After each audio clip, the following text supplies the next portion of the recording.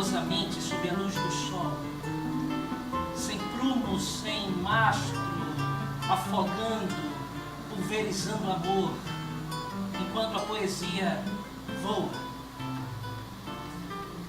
diante do insustentável peso do ser. Quando o fim da poesia, o homem afunda e sufoca até o desequilíbrio sórdido universal.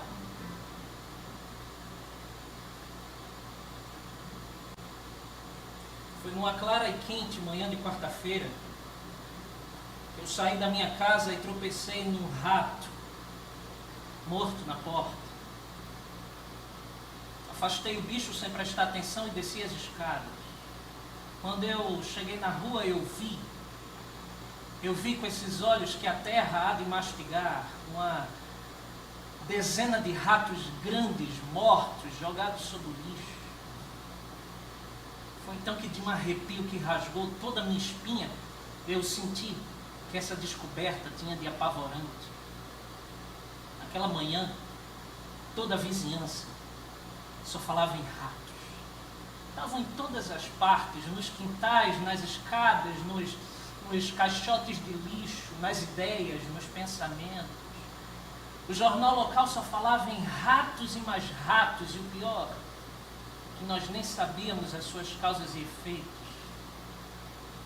Talvez tivessem vindo de outra região, mas de onde? Já que a gente vivia no ermo maior que a terra. À medida que crescia a preocupação, mais crescia a incerteza. As fábricas, os depósitos vomitavam centenas de cadáveres de ratos. Dia após dia, eles apareciam nos lugares mais frequentes da cidade. Sair às ruas havia se tornado um espetáculo de horrores. Certo dia, o cinza se fez preto e as coisas foram longe demais. O tanger do sino anunciou que 2.231 ratos foram encontrados em apenas um único dia. Aumentou a agitação, era uma crescente. 3.000, 4.000, 5.000 ratos. Não havia ninguém para pôr a culpa, proferíamos maldições, mas tínhamos certeza que seria uma praga temporária. Quanto à prefeitura, bom, a prefeitura havia determinado que o serviço de desratização deveria recolher todos os ratos que geralmente apareciam mortos e queimá-los no enorme incinerador.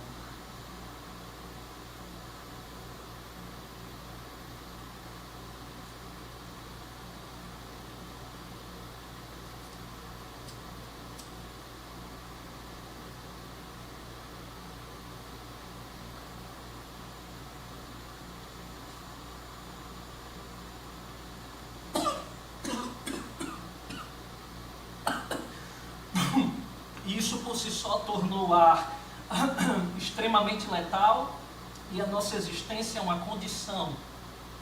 Dia após dia, a população começava a sentir os efeitos da crise.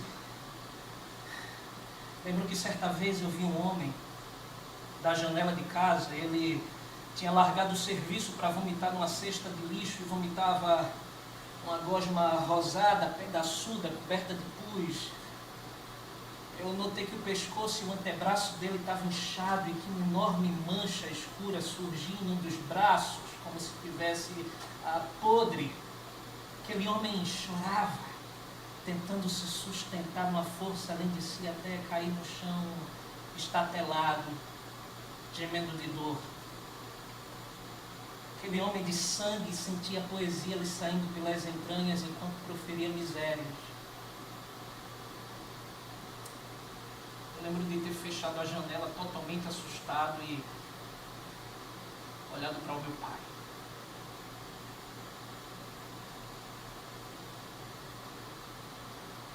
Meu pai era pescador, incrivelmente falava pouco, Os olhos do meu pai falavam por ele, os olhos do meu pai eram pura poesia. Meu pai era pura poesia. Em pouco tempo, a surpresa se transformou em pânico. Os ratos apareciam cada vez mais violentos. 5.000, 6.000, 10.000 por dia. O pânico então se transformou em medo. O serviço de desratização já não dava mais conta. Dada a severidade do caso, a prefeitura não viu outro modo senão recorrer à abertura de valas, de covas enormes, abertas ao longe da cidade.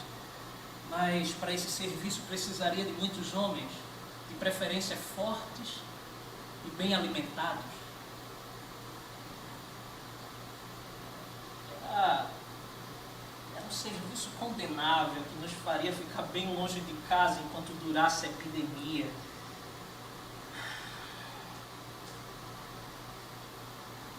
Todo homem é sangue e poesia. Quando o fim da poesia, resta o semblante caído, o sepulcro fechado, o peito jorrando, falta o ar, sobra o peso, falece o que se constitui ser humano. A poesia danada voa, goza diante da impertinência da sua necessidade. A necessidade afunda nas profundezas de todo homem, que é poesia e sangue. Uma coisa é certa, precisávamos. Centenas de homens saíam de suas casas, beijavam suas esposas e pais e filhos e partiam para cavar covas a troco de misérias. Sabe-se lá por quanto tempo. Eu lembro que na época, ainda bem jovem, antes de sair de casa, meu pai veio até mim, pôs a rede de pesca do lado e ele me disse algo da qual jamais vou esquecer.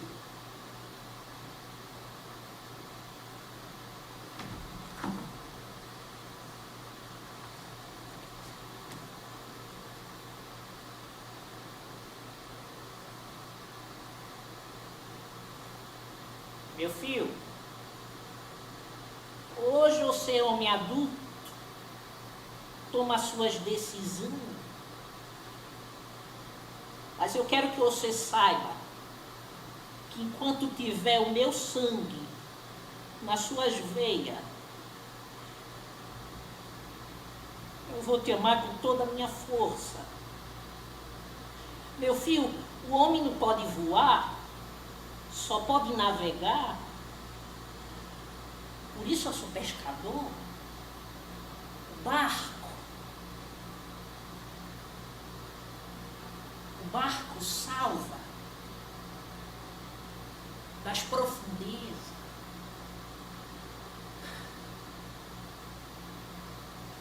Meu pai era pura poesia. Se eu soubesse, teria ouvido ele, jamais teria ido. Em pouco tempo, tudo na cidade paralisou. O medo dos ratos era inerente. Era comum andar pelas ruas e ver doentes apertando as virilhas, pulsos, pernas, peitos, braços, maiores e mais inchados que o daquele homem da janela. Não demorou muito para que seus rostos começassem a abrir abscessos como frutas podres e a ter delírios. Vomitavam e excretavam um cheiro terrível de carne estragada que se espalhava pelo ar. Os serviços de coleta de lixo não estavam mais dando conta do trabalho, então era comum ver lixo, lodo e ratos espalhados por todas as ruas. Os hospitais estavam ficando sem macas, sem médicos, sem enfermeiros para dar conta.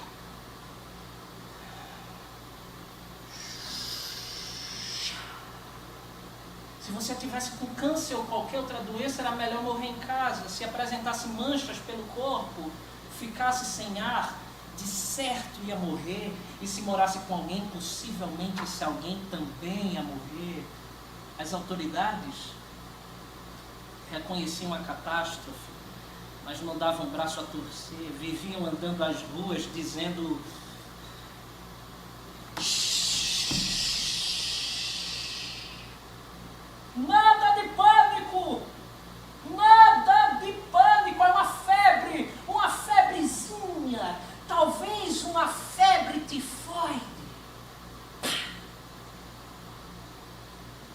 fode. Andavam as ruas sem máscaras, chutavam os ratos com sapatos lustrosos, comiam cachorro quente, apertavam a mão. O problema não era encarado de frente. Nunca foi. O serviço de escavação das covas era intenso. Caminhões e mais caminhões chegavam abarrotados de ratos. Não demorou muito para que reduzíssemos a apenas 13 homens. Era o número de esperança. O restante voltava para suas casas e o misto de egoísmo, cansaço e revolta começava a tomar conta da nossa população.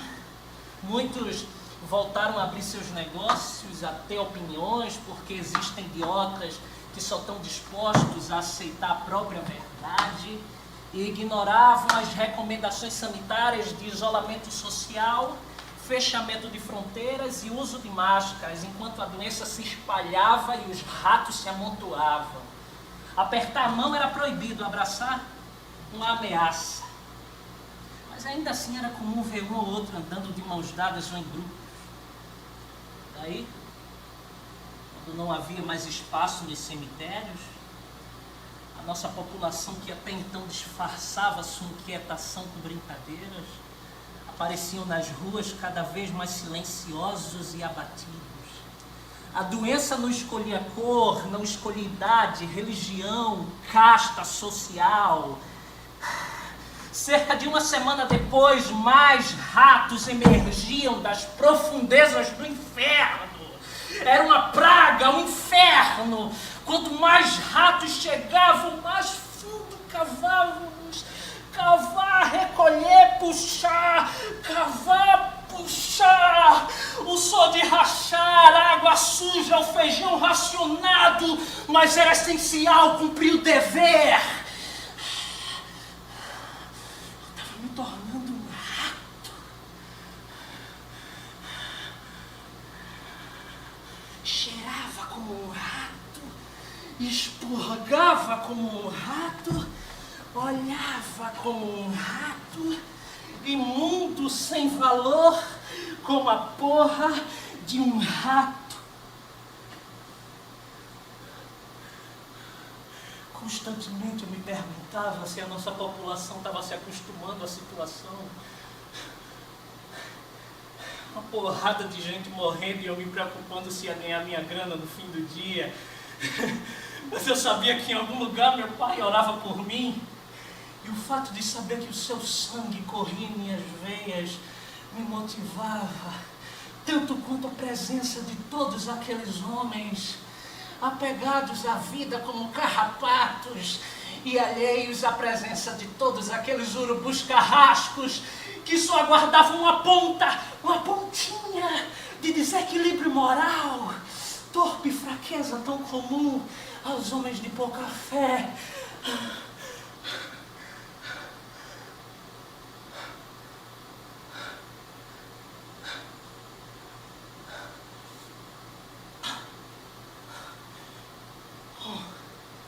Essas memórias sempre vêm e vão.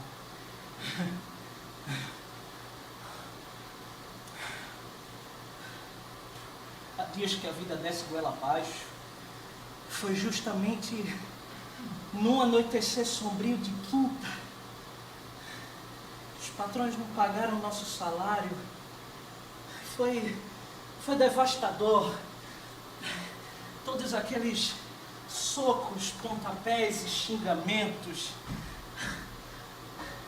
Resultado, 5 dos nossos homens desistiram, logo só sobraram 8.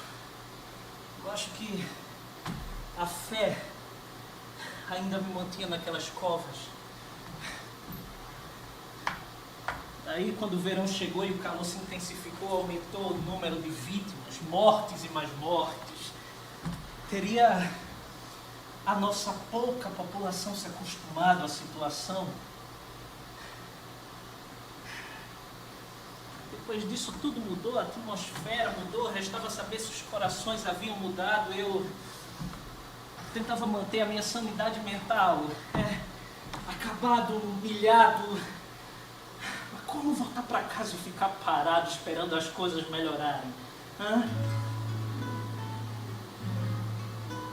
Teve um dia que eu parei, comecei a olhar os ratos, seus olhinhos, seus rostinhos, suas boquinhas, ratos de todas as cores e tamanhos descendo daqueles caminhões como as ondas do mar e sendo arrastado para as covas. Meu Deus, o cheiro era perturbador.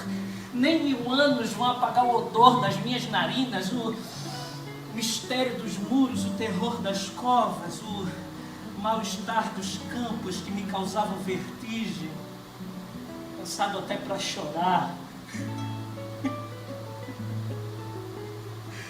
Lembrando do meu velho pai que eu já não via há tanto tempo, a forma brutal da qual fui afastado dos seus peixes, da rede, do mar.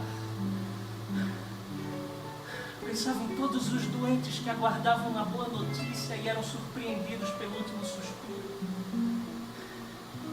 Pensava no meu próprio desmantelo e a dos poucos companheiros que me aguardavam nesse serviço infernal. Sentindo o sabor amargo do não ser, não saber, não sentir.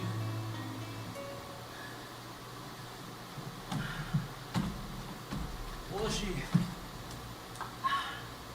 ainda me pergunto o que fazíamos antes de esperar, quem nós éramos antes de chorar, com qual poesia nos vestíamos,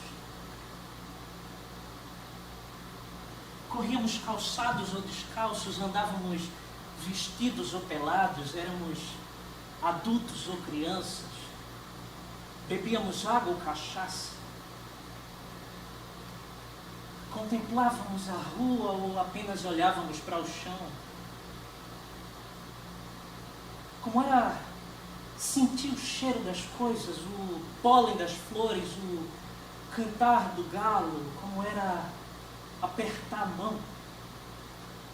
Sentíamos em todos os poros ou apenas dávamos a cara a tapa? Qual música gostava mais de ouvir? Em qual árvore subia primeiro? Em qual praça nos encontrávamos? Será que era mais assim ou mais assado? Como era observar o movimento das pessoas, dos carros, dos cães, o sabor da água do mar, a sensação de abração desconhecido, de pegar um gravetozinho no chão e quebrá-lo com os dedos, de mover uma pedrinha de lugar com um simples chute sem nem perguntar se ela preferia estar ali, como dizíamos bom dia, boa tarde, boa noite, com a sensação tranquila de levantar de madrugada e perceber que ainda tinha mais 2 horas para dormir. Por que não acordávamos de manhã e agradecíamos por ir trabalhar, como se fosse guiados pela vida? Como é que tudo se tornou tão distante? Como chegamos até aqui? Qual o sentido de todas as coisas? O sabor da imaginação, a força das ideias? O que será dos jovens amantes? Todo homem é sangue, mas também é poesia. Teria a nossa população se acostumado à situação?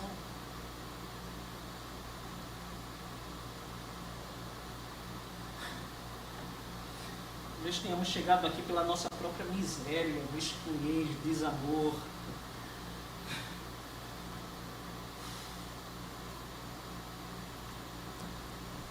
A doença tinha se tornado o poder do amor e da amizade, porque o amor exige futuro para nós. Só havia instantes, pequenos instantes.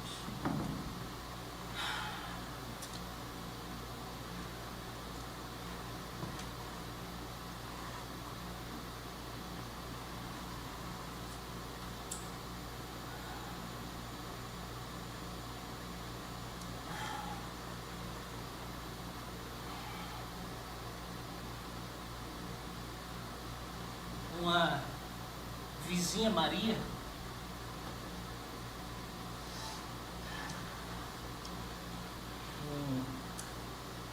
um sapateiro da esquina,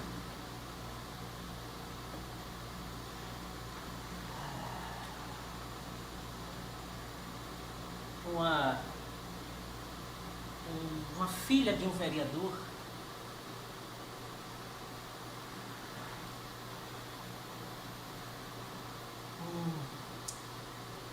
um professor,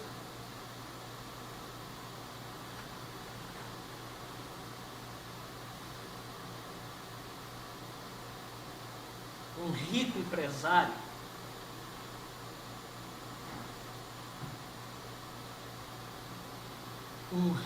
empresário,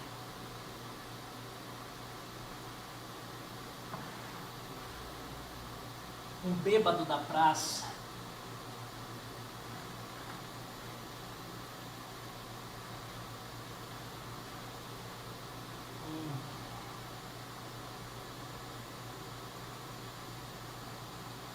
um médico,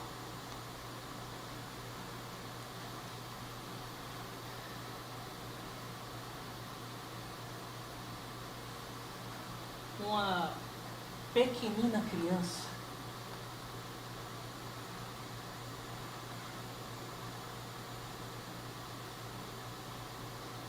um artista,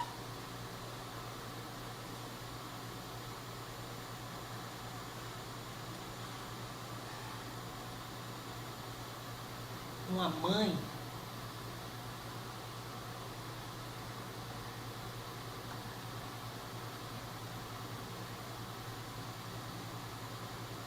meu pai.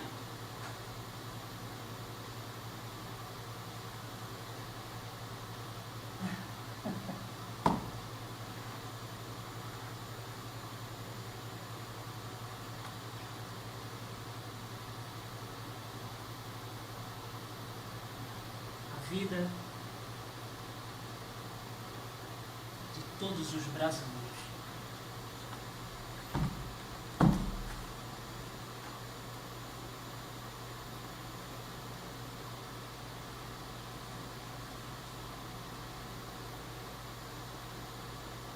Teria a nossa população se acostumado à situação?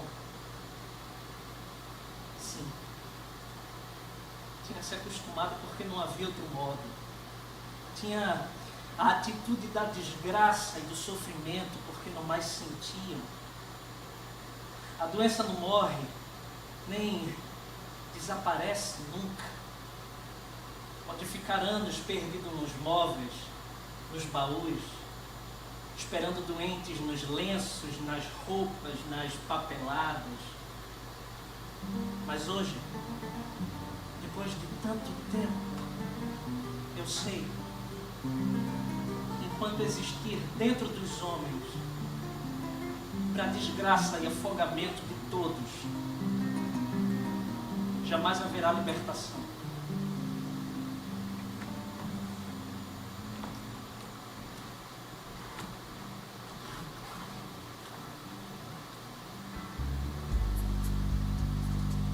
Quantas vezes eu já fracassei,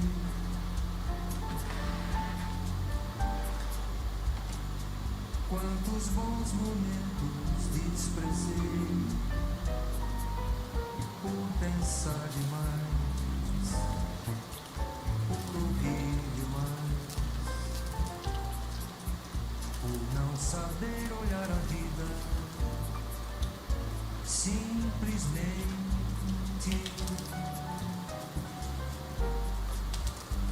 dentro desse louco turbilhão,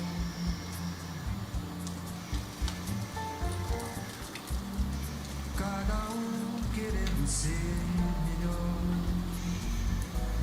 é muito melhor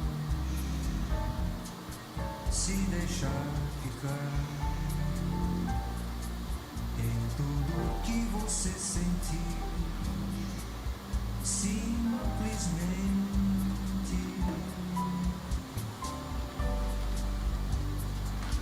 E logo de manhã, olhar bem dentro você, nas coisas como você vê. Duvidar então do que querem fazer você olhar,